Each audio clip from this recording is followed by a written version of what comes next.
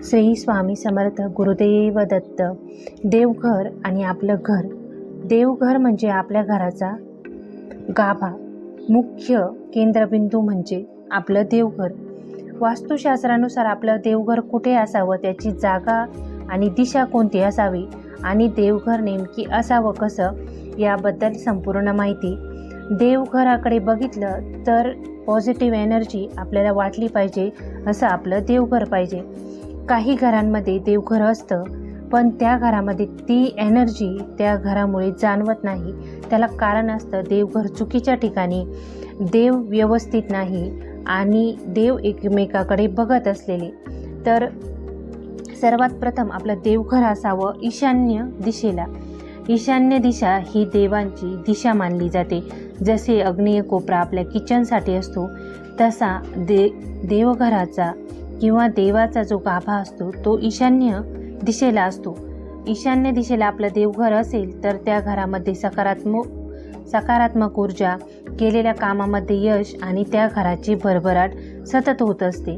मग ईशान्य दिशेला देवघर असल्यानंतर ते देवघर ठेवावं कुठं, कोणत्या वस्तूपासून बनवलेलं असावं, तर भरपूर प्रकारचे देवघर आपल्याला माहीत आहे. काही सागाचे, काही लिंबाचे, काही सनमाईक आणि काही संगमरवरी, जे दगडापासून बनवलेलं असतं, शुभ्र पांढरं, त्यापासून बनवलेले असतात.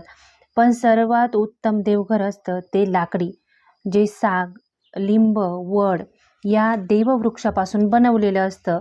सनमाईकचा देवारा शक्यतो नसावा आणि त्यानंतर इतर कोणत्याही धातूचा देवारा नसावा. असावा तर सर्वात उत्तम लाकडाचा देवारा, त्यावर सनमाईक नसलेला. त्यानंतर देवघर आपण टांगून ठेवावं का, अटकून ठेवावं का, तर नाही. देवघर हे आपलं जमिनीला स्थित असलेलं, खाली भूमीला स्पर्श करणारं देवघर असावं.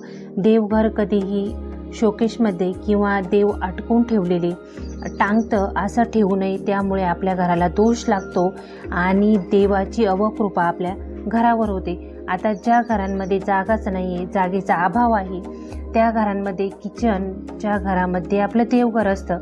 पण त्यावेळेला आपल्याला सर्वात जास्त महत्त्वाचं असतं देवघराचं पावित्र्य राखणं. कारण काही घरांमध्ये जागेच्या अभावामुळे किचन घर आणि देवघर हे एकाच ठिकाणी असतं. पण ज्या वेळेला काही घरांमध्ये नॉनव्हेज पदार्थ बनवले जातात, त्यावेळेला त्याचं पाणी उडतं, अपवित्रता होते.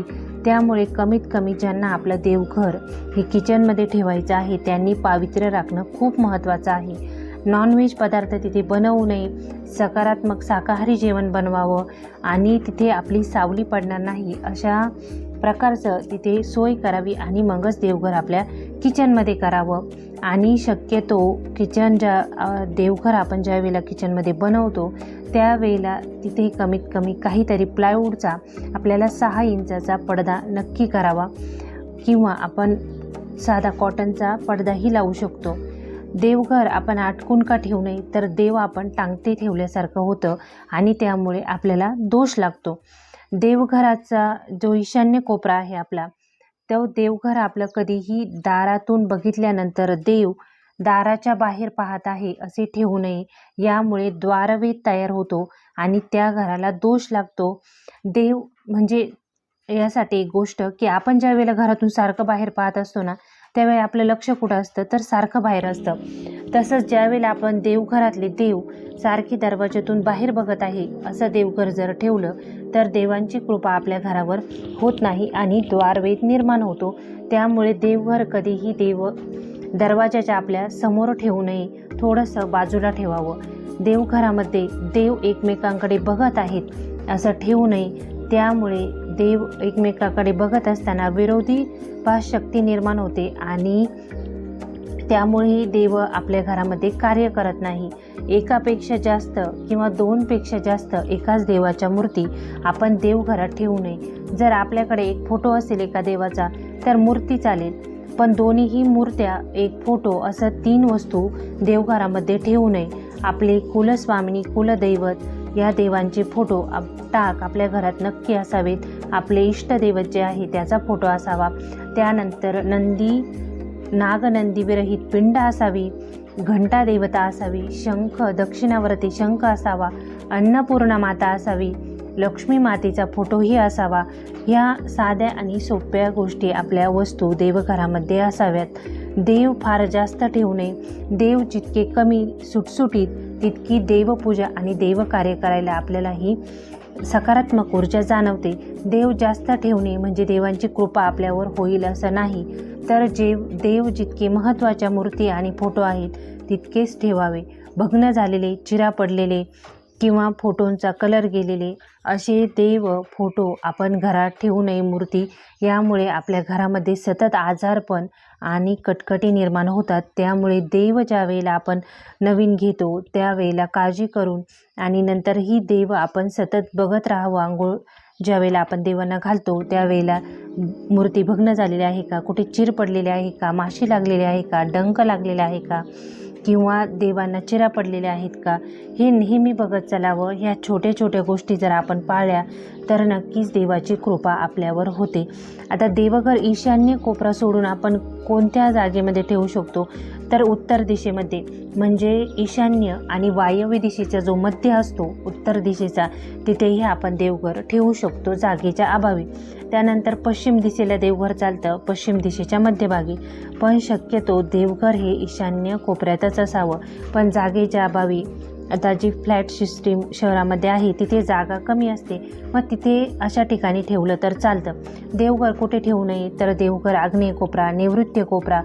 आग्नेय कोपऱ्यात जर ठेवलं तर त्या ठिकाणी होम केल्याव्यतिरिक्त इतर देवकार्य व्यर्थ होतं. नैऋत्य कोपऱ्यात जर देवघर ठेवलं तर वाईट शक्ती आपल्याला त्रास देतात, कारण नैऋत्य कोपरा हा पूतना राक्षसनीच्या अधिष्ठानाखाली असलेला कोपरा आहे. यामुळे इथे देवघर कधीही करू नये.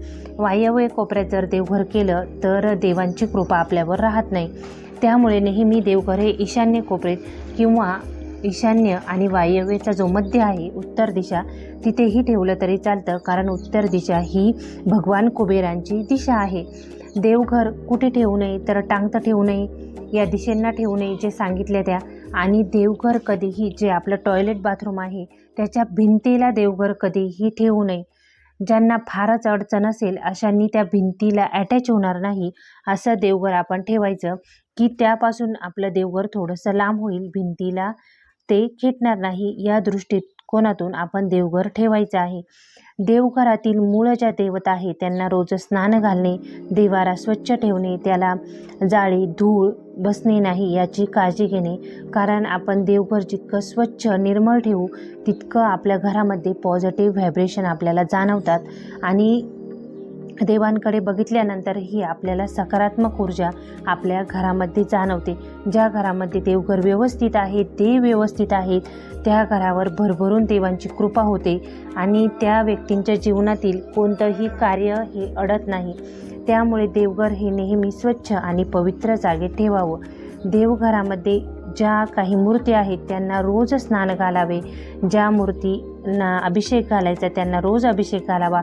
साध्या पाण्याने तरीही महादेवाच्या पिंडीला अभिषेक आपण रोज घालायचा. कमीत कमी पाणी त्यावर टाकून अंघोळ घालणे यालाही अभिषेकच म्हणतात, जर आपण स्तोत्र मंत्र पठण नाही केलं तरीही. पण देवघरातले देव नेहमी स्वच्छ असावे. देवघरही नेहमी स्वच्छ आणि नीटनेटकं असावं. देवघरात जे फुलं वापरतो ते स्वच्छ आणि चांगल्या प्रतीचे असावे. प्लॅस्टिकचे फुलं देवघरामध्ये वापर करू नये, त्यामुळे नकारात्मक ऊर्जा आपल्या घरामध्ये पसरते. तर देवघर आपण आज जाणून घेतलं की देवघर नेमकी कोणत्या दिशेला असावं आणि देवघर कोणतं असावं. सागाचं असावं किंवा लाकडाचं, इतर पण शक्यतो संगमरवरी किंवा सनमाईकचं देवघर आपण वापरू नये. आपल्याला जर अजून देवघराबद्दल काही माहिती हवी असेल तर कमेंटमध्ये नक्की विचारू शकता. वास्तुशास्त्र आणि आपलं देवघर हे आपले घरातील मुख्य गाभा आहे. त्याबद्दल तुम्हाला काही प्रश्न पडल्यास विचारू शकता. आजचा तुमचा दिवस स्वामीमय आणि आनंदात जाओ हीच महाराजांचरणी प्रार्थना. श्री स्वामी समर्थ. गुरुदेव दत्त.